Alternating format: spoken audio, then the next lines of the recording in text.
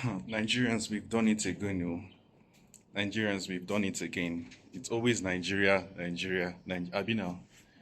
It's always Nigeria. Like, seriously, it's always Nigeria. This is so disheartening. This is so discouraging. And I think a couple of years ago, getting visa to Dubai was so difficult because of all the wahala and all the problems that Nigerians carry with themselves to wherever they fly to foreign places. Because of the illegal things that Nigerians involve themselves with. Getting visas in Dubai to Dubai was was so difficult. Was so difficult. Now today again, we've seen another one, Samuel Onuha and his brother, with all the wealth that they've acquired, with everything that they've acquired in this life, it was not enough for them. Now they ventured into the smuggling of cocaine, and not just small sample of cocaine. Cocaine worth $250,000. That's what we are talking about. Like these guys, these were guys that were making up to 700 grand in a week. I'm talking about dollars, not naira. What are you doing with 250 grams of cocaine? Like, what were you thinking? Like, what you did think? What you did think? Like, what were you guys thinking? You were literally living the life. Like, if you browse about these guys, I'm talking about Samuel Onuho. They're businessmen, like rich, wealthy guys in Dubai, living in one of the most influential, rich places in Dubai, Jumeirah. Their residence, I'm talking not just residence, I'm talking about their estate is worth over $15 million. So what were they looking for? Like, why do you have to go soil your hand in something as evil as that? In a in an Islamic country, when you know that they don't they don't take things like this lightly. They don't take things like this lightly. That's the reason why.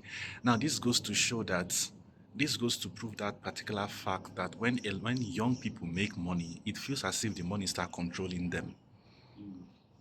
Have you realized it? When young people make money, it feels they get to a particular point that the money has control over them. You know, when I saw the kind of life they were living, flying private jet, putting their life out there on social media, living luxuriously, buying cars, and come on, that was just enough to put targets at their back. That was just enough to put so much target at their back.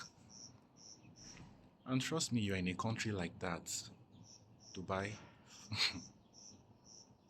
I believe that these people, the Dubai authorities, they've been monitoring them for quite a while now. Like they've had these people, like they've been monitoring them, and now they. Someone that lived there before told me that it's a death penalty, like death penalty. And don't forget that these people, in fact, these two guys, very young, they have massive following on social media. A lot of people look up to them. Even me too, when they talk like this, I look up to these people. I've looked up to them as mentors, my financial mentors. Ah, God. I'm just wondering what their dad, what their parents will be going through at home now. The shame that they've brought to their family. Now these guys are looking up to 25 years imprisonment. 25. Now add 25 years imprisonment to their age. That's when they come out, they'll be like probably 55 or something, if not 60. And don't forget that because of their massive following, the authorities in Dubai would want to use them to set an example to people who may be thinking in following in this kind of step. If normally the penalty is like, for example, 20 years imprisonment, but because of their popularity, they will make it 25, if not 30 years imprisonment. Nigerians, I don't know why is that anywhere we go to, we always carry our bad luck and go to those places. It's painful now. Are you laughing? Yes. What is very, very painful. It's very, very painful. Like it's so, so painful. So painful. Now, because of their popularity, now social media is buzzing. Like social media is buzzing with this. I'm very, very certain that the authorities in Dubai they will become very rigid and very strict with their visa policy for Nigerians again because of two people. One egg spoiled the rest. There's a lesson to be learned here. One thing I've always told myself is that if you make money and you're rich and this, what is the point of coming to show off? What's the point? Show off on social media. What's the point? Look at Hush Puppy. We've not forgotten about Hush Puppy case. Now you are talking about Samuel or no. What's the point of showing off? Who are you showing off to? It doesn't end up well. Who are you showing off to? I've never seen elderly people that are rich and wealthy showing off like, oh God. So many lessons have to be. Don't compare yourself to people in this life. That's number one. You do not have to compare yourself with people in this life because you don't even know the source of their wealth.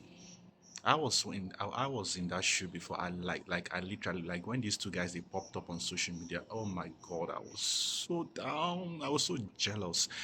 I'm like, God, I almost wanted to kill myself. I'm like, hey, see these young guys making money. I've not even done anything with my life. I was in depression and so far when I was in deep frustration.